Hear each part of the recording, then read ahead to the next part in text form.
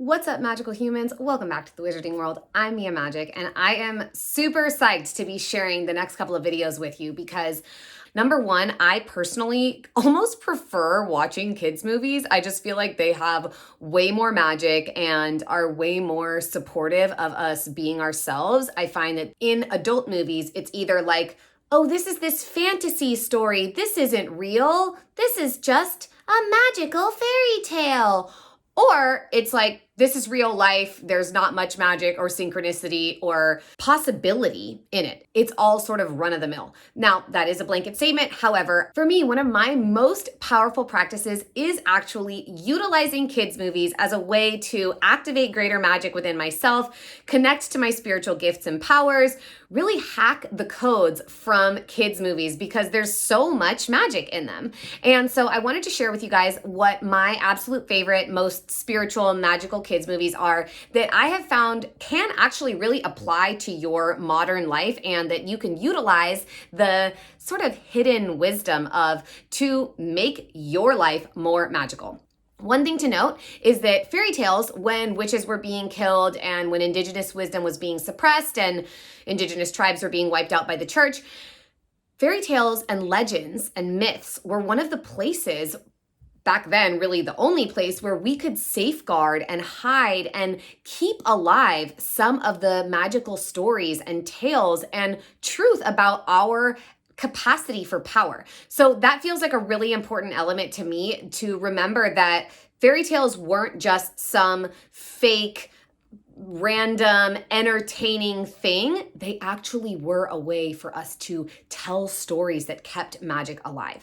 And there's a lot of really shitty content out there, quite frankly, and a lot of stuff that programs us super negatively. And I personally am really particular about what I watch and what I put into my brain. And it's really important for children, especially, to be encoded with positive and empowering messages. So these are my top favorite spiritual kids movies. Deep down, I really find that they have absolutely profound messaging that is really supportive to children. You can have amazing conversations with them about the information that is being presented. And I find that if you give kids permission to actually believe that these movies are more real or more possible than them just being a movie, they actually have a really powerful opportunity to help your child or niece or nephew, whoever the kid is that you're going to be encouraging to watch this film.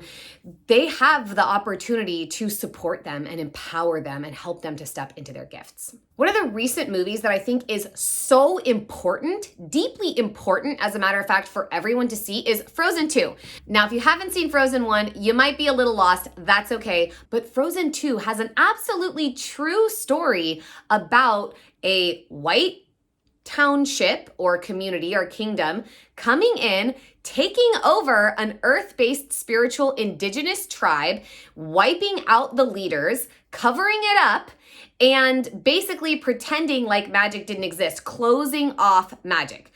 If that doesn't sound historically familiar, I don't know what does. It's real. It was so brave. I kowtow to the people who made and wrote Frozen 2 because it's fucking brave. They seriously went for it with that movie. And it's a true story in that that is exactly what has happened to magical indigenous tribes all over the planet.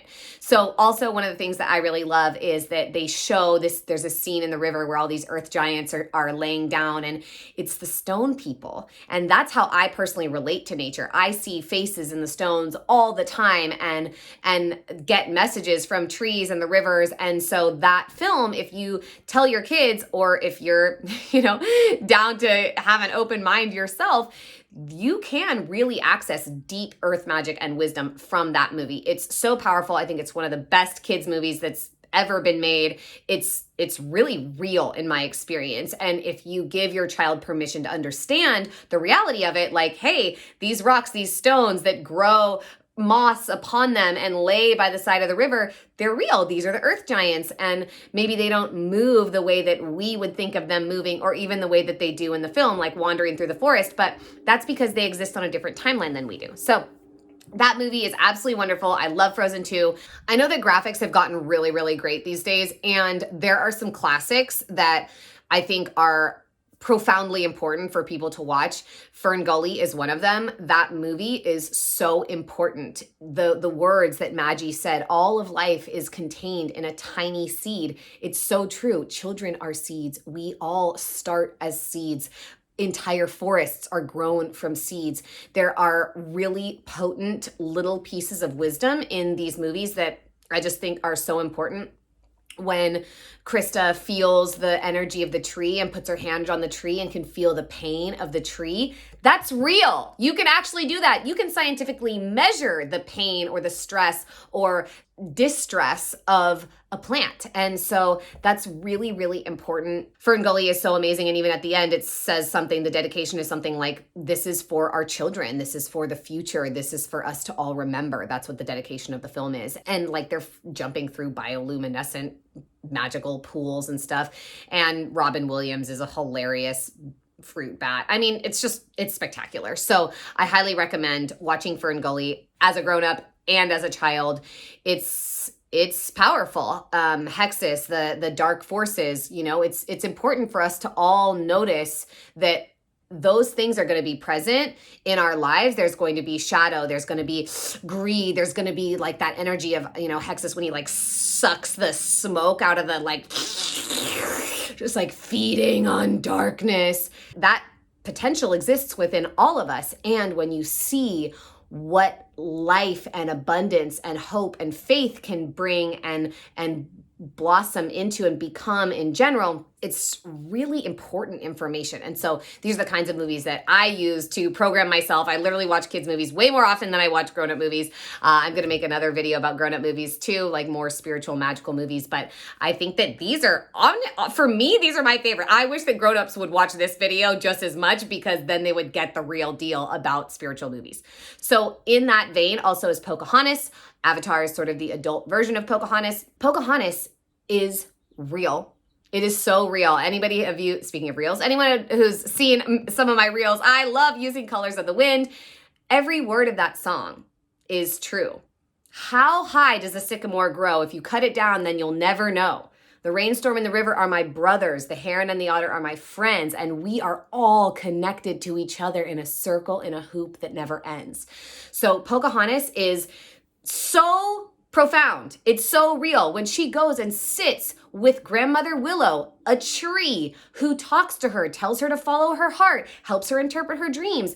Indigenous cultures all over the world talk about and call plants or the plant kingdom our older brothers and sisters because they evolved. Y'all were here a lot longer than we were. They were on this planet way before beings and animals like us were. So they have tons of wisdom if we just take the time to listen. And Pocahontas has a lot of beautiful invitations to do so. Personally, I haven't finished the movie in quite a while because I just love like Just Around the River Bend and Colors of the Wind and when she talks to Grandmother Willow, and I'm just into that whole part, and I've watched that part about 600,000 times, and then sometimes I fall off. So I don't actually even remember how the movie ends. If she like goes off with John Smith and it's a very Ariel kind of thing, then that's a bummer. But the bottom line is that the beginning of the movie has so much good information. It's totally worth it. And I could literally watch that part over and over again. And learning the lyrics to Colors of the Wind, I think is really important for everyone.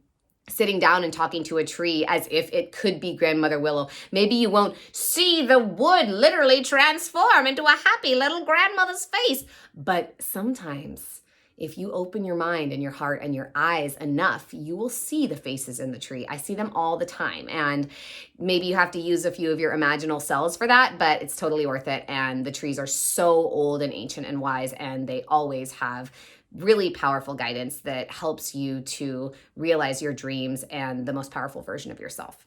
Another film that's similar to that but different is Moana. Moana is actually based on Tahitian, Polynesian, Hawaiian myths. That's why the demigod's name is Maui. That is where the island Maui gets its name, is from that demigod who is a figure in Hawaiian or Tahitian, Polynesian mythological history. And there's a lot of really beautiful, important information. I think that Moana as a character is really, really profound. It's so funny. Some of you guys are getting a glimpse into my reality. I take these things very seriously. As someone who has a constant and consistent intention to make my life more magical, I receive permission to do so from a lot of the examples that show up more often in kids' movies than they do in grown-up movies. So grown up, like, who wants to grow up? Not me. Anyways, Moana is really, really wonderful, especially the end. If you can get your kids to go through the end, but if you as an adult get to the end, I made my dad watch it and he was kind of like, oh, whatever, throughout most of it. And then when he saw the end and the heart of Tafiti being returned and that moment when she and Moana touch and the goddess herself becoming the island and the flowers upon her. I mean, it's spectacularly beautiful. I think it's a shame that they made that such a small piece of the movie and it's just this sort of glimpse at the end.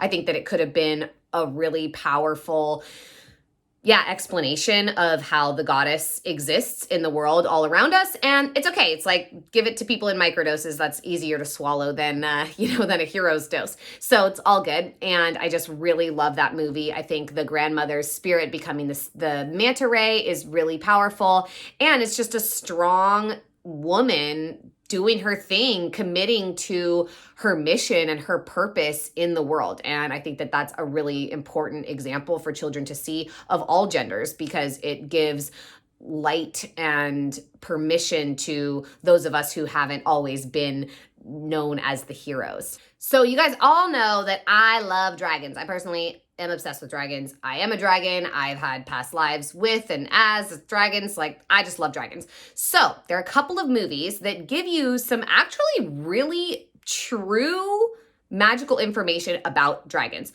One of those is Pete's Dragon. There's this whole song about go north, and I'm from the Redwoods, which is far, far northern California, and there are dragons up there. I've heard them in the forest. I've seen their faces in the trees all the time.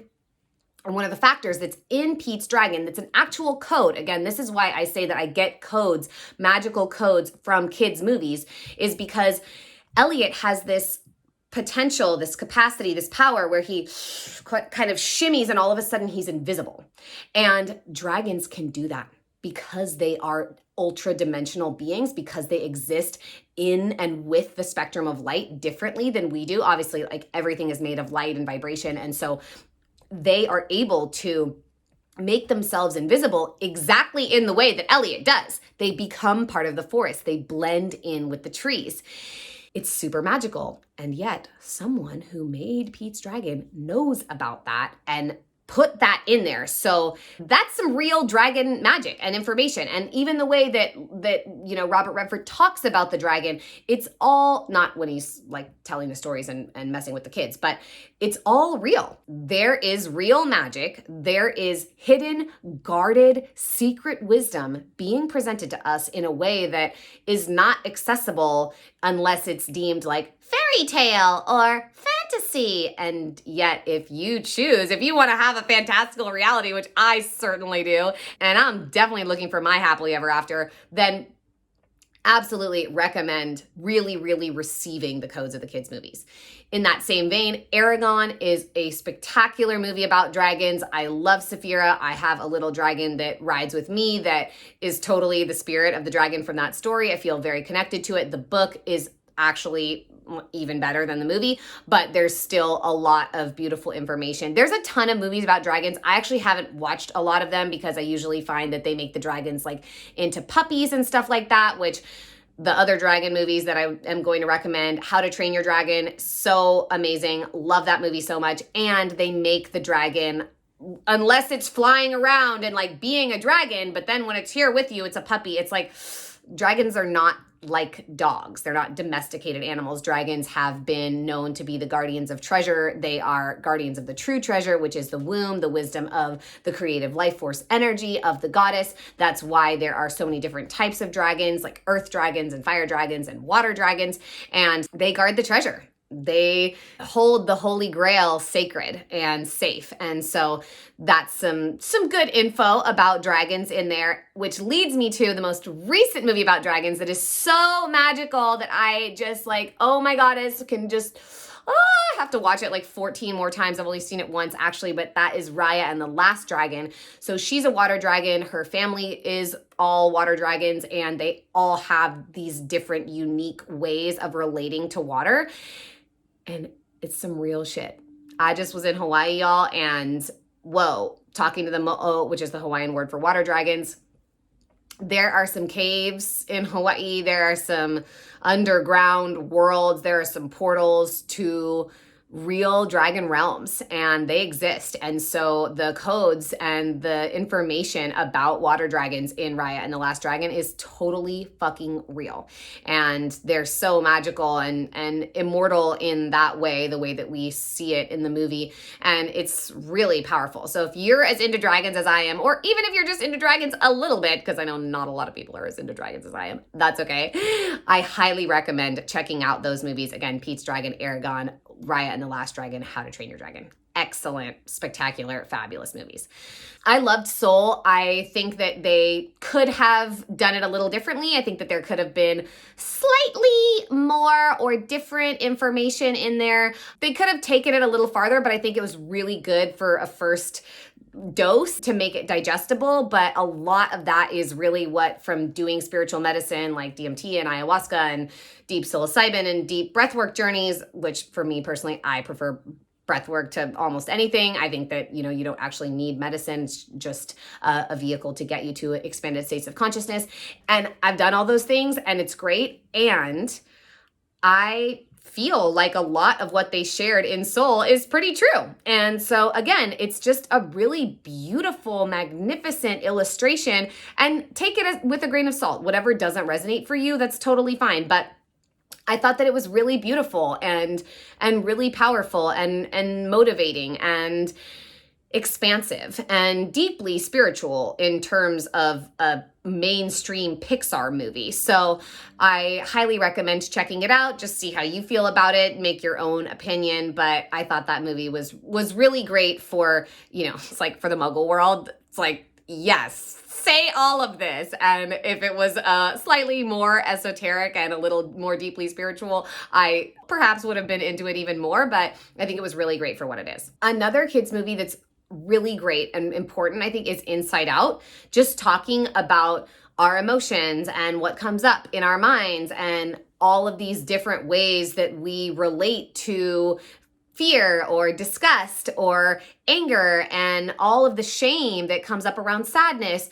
It's a really important movie. Those people who made that, they were doing some deep work. They really got it. And I think that was a really good and important movie for kids and grownups, honestly. I think grownups need to watch that movie, perhaps even more than kids do.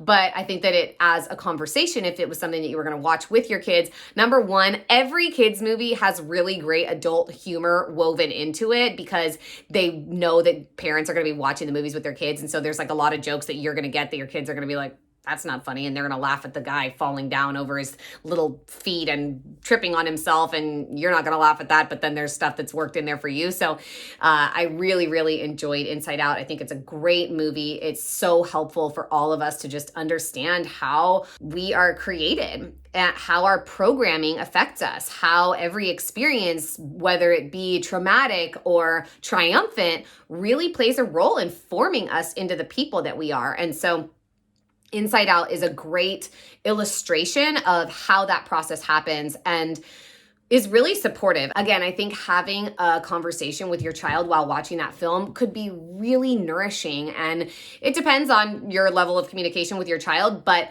I really am a huge proponent. I don't have any children, but I'm a huge proponent for talking to children as if they do understand what's going on, because from my perspective, they're a lot closer to God and to the divine than we are because they came from it way more recently and have way less programming. And so it's really important to start talking to them and start opening the doors to clear and conscious communication with them before it's too late, before they get totally confused and convinced that they're not supposed to be themselves. Another aspect that I think is just important to note is in how many of these films, and also Snow White, there's another movie called Enchanted with McDreamy and Amy, what's her name? I don't know. I'm not really good at things like that. But these stories so often share with us that we can communicate with animals, like how Pocahontas has Miko and Flit. She has her little spirit totems. In Mulan has a dragon, a family dragon, ancestral guardian that comes with her, that supports her and helps her and that she can connect with. Even Princess Jasmine in Aladdin has Raja.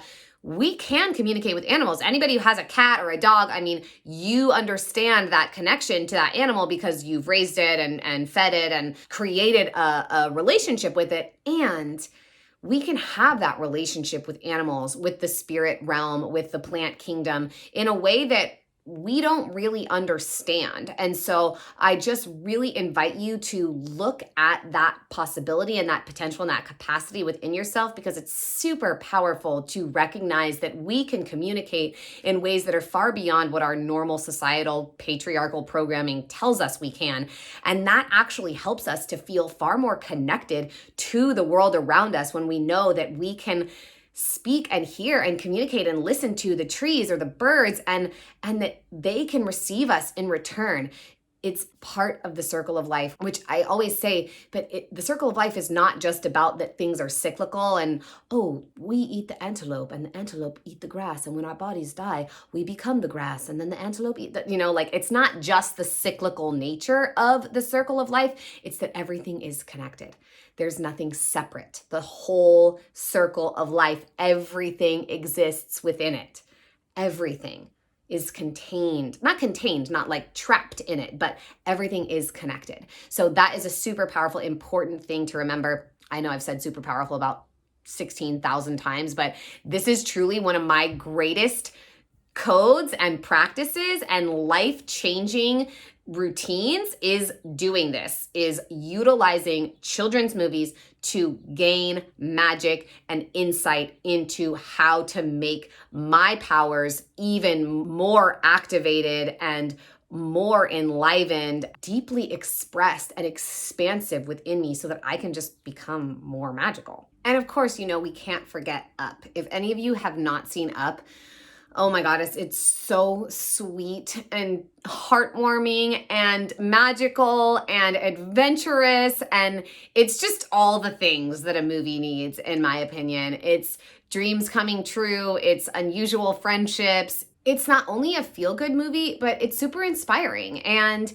it's touching, it's moving. It's a really powerful example, again, of what's possible, what we can do, what we can create. Something that's fun about it too is that it doesn't necessarily have magic in it, and yet it's super magical. So I just love Kevin. I mean, he's just so funny and you just can't help but love him. You can't help but feel for him. He's just your friend. You're just like, oh my God, you're so cute. I just want to pinch your little cheeks.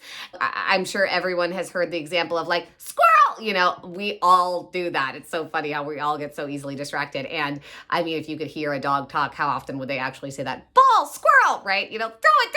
It's just so real and so sweet and so moving. So I absolutely love Up. The first time I saw that movie, I just couldn't stop giggling and tearing up and just really feeling it. So I also love Up. And that's a great one to watch with your kids and to inspire them to make their dreams come true and shoot for the stars and reach for the sky. It's so important that we all believe that we can make our dreams come true. The last couple of movies that I think are just really important to acknowledge are Coco, which is about a kid who goes to the underworld. It's celebrating Dia de los Muertos, so it's very culturally significant. It's giving information about Mexican traditional history, and there are so many people that come from there into the United States. So many people, I mean, right now, at least in my community, Mexico is popping. Lots more people are going there and spending time with indigenous elders, doing ceremonies, learning about cacao, learning about so many hallucinogenic mushrooms come from Oaxaca. There's a lot of magic in Mexico. It always has been super magical. And so Coco is a great story. And I think that it's important for children to watch also because it teaches about their ancestors and where we come from. And it's really visually beautiful.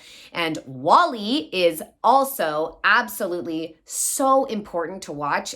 The future, the fat people just buzzing around on these little chairs and not walking, and this incredible robot and the potential of apocalypse, which again, y'all know I love etymology, and the apocalypse actually means the great reveal and for things to be, the veil to be lifted. And so sometimes we need a little apocalyptic moment. That's sort of what's happening to us right now. WALL-E is a great movie and just really sweet and unusual and beautiful.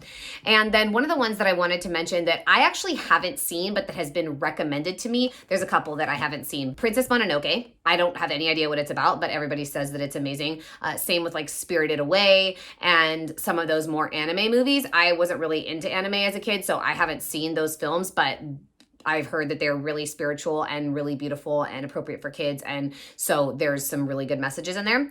And finally, Brave is a movie about a young Scottish girl. So again, there's some ancient indigenous traditions that were really powerful and magical prior to the church coming in. And, you know, Scotland became a Catholic country, even though it was totally magical and pagan and very witchy prior to that, right? I mean, like the flag of Wales is a dragon. It's like, come on, there was some magical shit happening there before the church rolled in. You know, the Romans conquered the British Isles around 300-400 current era. So those things changed, but Brave is supposed to be really chock full of some patriarchal information. And apparently the woman was a director at first, and it was a really female-led team. The heroine obviously is a woman or a girl. There's something about a bear, and bear has really deep, powerful symbolism. Any of you who have watched my video on best spiritual books, Diana herself, I know so many of you have read that book now since I recommended it. Absolutely my favorite. Lots of good bear symbolism in there.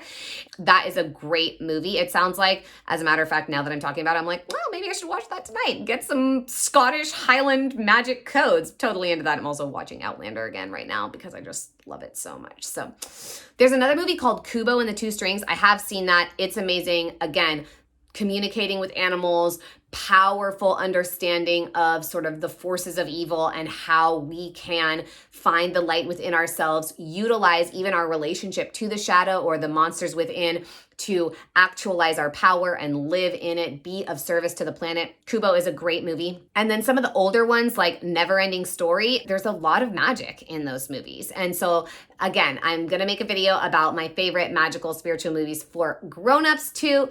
Don't you worry, most of these movies are going to be on that same list. And some of the maybe not cartoon movies, but I do think every adult should watch Pocahontas and Fern Gully. I really do. So I hope that you all enjoyed this video. I hope that it sparks beautiful and inspired conversations between you and any of the children in your life, whether they're your siblings or your own children, nieces and nephews, even just friends. I really love hanging out with tiny humans and talking to them about things. Actually, at Bear's sister's wedding, I literally sat down and started watching Frozen 2 with a 5-year-old because I was just surrounded by muggles. And I was like, well, I'd rather sit here and watch this magical movie with someone who actually gets what I'm interested in. And it was super fun and silly. And all the grown-ups are just like, wow, what's this grown woman doing watching Frozen 2 with a 5-year-old on a phone? I was like, well, this is what I'd rather be doing. So, so there's always an opportunity. And when you watch these movies again, or, you know, take a little medicine, if that's something that you want to partake in to really open your mind and let everything download and drop into your soul, that's a fun experience, you know. I know a lot of Canna moms and stuff like that. So it really just depends on what your preference is. No judgment either way. So most importantly, I just encourage you to utilize the magic in these movies to implement and integrate more magic into your life, to remember that all of the potential and the possibility that exists in these kids' movies, in Pocahontas, all of that exists within you. You're capable of it. It's possible inside of you too. So I hope you enjoy this video. Make sure you like, comment, and subscribe. If I forgot some of your favorite kids movies, please put them down in the comments below. I would love to hear about them. Like I said, I'm really particular about what I program myself with. So I try to only watch movies that are going to support my magical and spiritual awakening. So would love to hear from you guys if there are any that I've missed. And I'm sending you so much love. Thank you so much for watching. I'm Mia Magic, and welcome to your most magical life.